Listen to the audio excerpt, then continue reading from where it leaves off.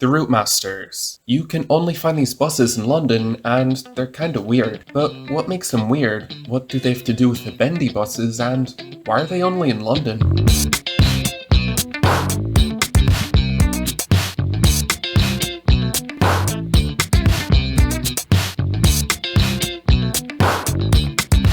To understand the new Routemaster, it's probably a good idea to talk about the old one first.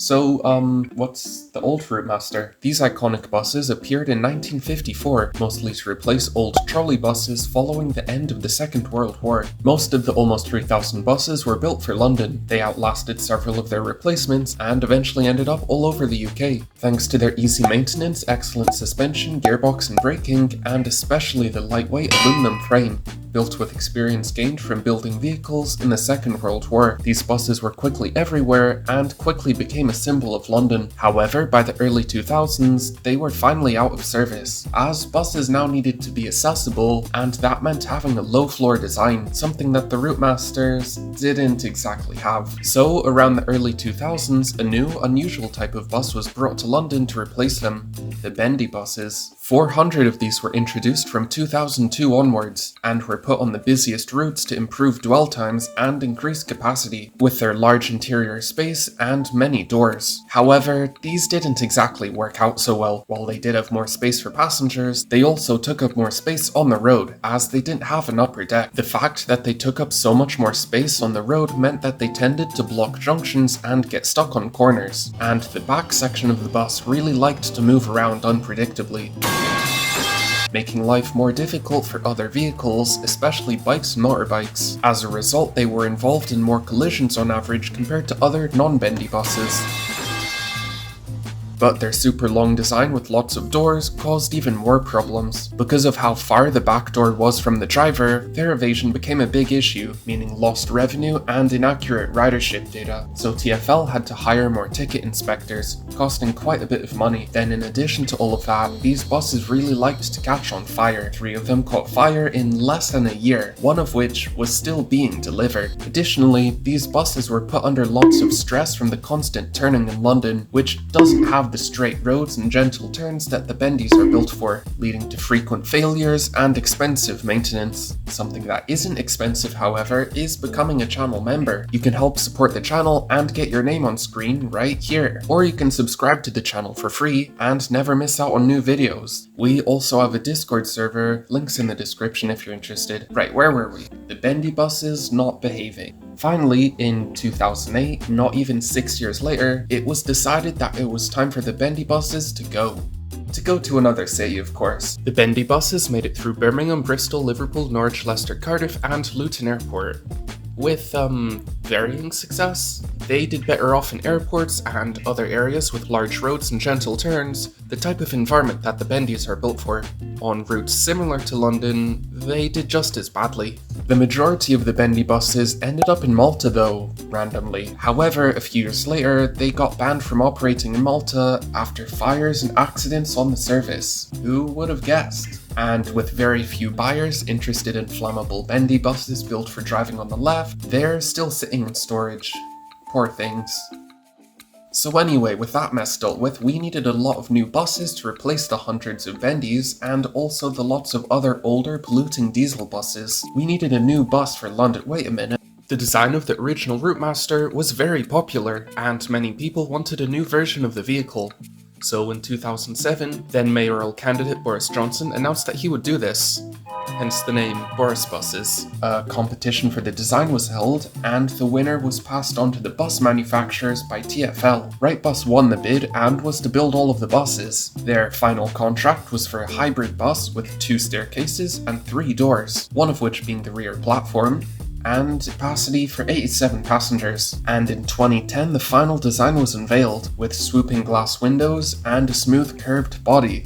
Honestly, it looked nice. And 2 years later, the first one entered service on the 38, something I distinctly remember for some reason. But by this time, an impressive 1,000 buses were ordered. They were definitely going to become a common sight on the streets of London. The operation of these buses was a bit funky, as they had not only a driver, but also a conductor. The conductor would have stood on the rear platform to check tickets and ensure nobody leapt into moving traffic or something. However, this was getting really expensive, so in 2014, the conductors were no more, and the driver operated all of the doors just like a normal bus. All newly delivered buses from this point now had a sliding door in the back instead of the inward opening door. Stand clear of the opening door.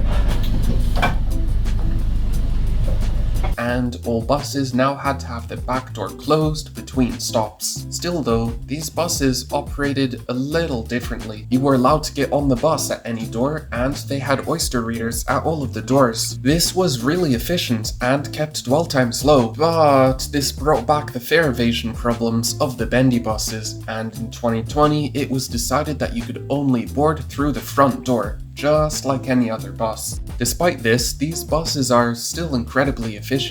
With their 2 staircases and 3 doors, boarding and alighting can happen really quickly, keeping stops nice and quick. These buses just have a really efficient layout. However, fare evasion remains an issue, leading to inaccurate ridership data, lost revenue, the same sort of problems the bendy buses had. But that's far from the only problems with the new Routemasters. While they look really nice from the outside, their interior leaves a lot to be desired. The windows on the upper deck are really short, giving the whole bus a dark and gloomy vibe. The dark red paneling everywhere doesn't help, and neither does the tiny lights. The roof on the upper deck is quite low, and in general, the buses just feel a bit cramped, which definitely isn't helped by the low bench seating with almost no legroom, especially when you compare this to the seats that we have on newer buses. Although the back staircase and the area around the back door are quite open, and the lower deck is slightly better with its larger windows and lots of standing room, which definitely gets well used thanks to the back door. But yeah, in general, not the best interior.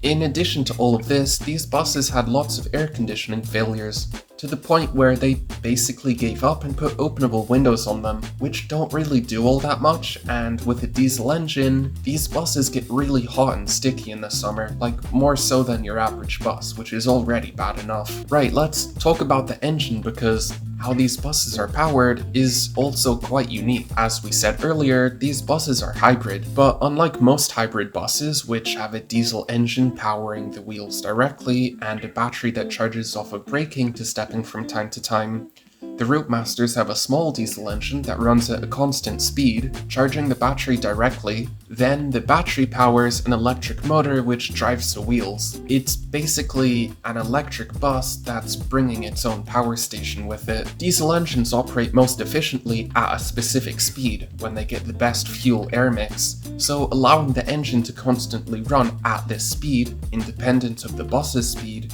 means saving fuel and reducing emissions. The fact that the engine is small also means that it can fit under the back staircase nicely. However, as it feels like with anything on this bus, there were some problems with this. Back when the buses were first introduced, there were quite a few battery issues, which meant that the small diesel engine had to power the wheels directly, operating very inefficiently, and ended up releasing a lot more pollutants than the conventional diesel buses that this bus was trying to replace. These battery issues are fixed now, but the Routemasters still have a very unusual setup compared to most normal hybrid buses. And this is part of the reason why you only find these buses in London. The engines on these buses just aren't similar to any other types of bus, and that makes maintenance difficult if you don't have a huge fleet like London. So, for a small town that would only order a couple dozen buses, they'd be uneconomical to maintain. Back in the early 2010s, a few of these buses were sent around the country and then the world to try to get orders from different cities. They brought examples of the bus to Hong Kong, Singapore, West Yorkshire, some random route in Scotland, and probably some other places that I couldn't find any details about. Yet, nobody was interested. The buses weren't reliable, they were non-standard compared to existing buses, and their lack of functioning air conditioning seriously concerned Hong Kong and Singapore. And as the buses have gotten older, any interest in operating them is surely gone by now. But unlike with other buses, which are owned by the bus operators, the Routemasters are owned by TfL and leased out to the bus companies. This means that when an operator loses a route, instead of the buses going to some other route that they have in a different random city, these buses will stay on that route and be leased to the next operator who comes in to operate it. However, like most other buses which will get sent to a small town toward the end of their life, because the route masters are owned by TfL, they'll almost certainly stay in London until it's time for them to go to scrap, because not only does nobody want them, but someone would actually have to buy them to get them out of London. As of today, almost all 1,000 of them are still in operation, making up just over 10% of London's entire bus fleet. They operate on all of these routes, at least according to Wikipedia. Some of the buses got a new seat maquette and their mirrors replaced with cameras in the early 2020s, but with most of the buses now older than 10 years, their useful life is quickly coming to an end, and with the Legos spawning in quickly, their time is definitely limited. A lot of the Route Master's design features still live on in other buses though, like the glass staircases and the rounded bodies, which you can definitely see on the E400 City. I think here's a good time to mention the SRM. This was a bit of a weird bus. It was built independently of TfL by Wright, with non-London operators in mind. These buses were almost identical to the Route Masters, using almost exactly the same parts, except they had no back door or back staircase, arguably the only useful features on this bus, and with the same weird engine setup, nobody was interested. 6 entire buses were built, all of which for London. Yeah, this is about as useless as it gets when it comes to buses. So, yeah.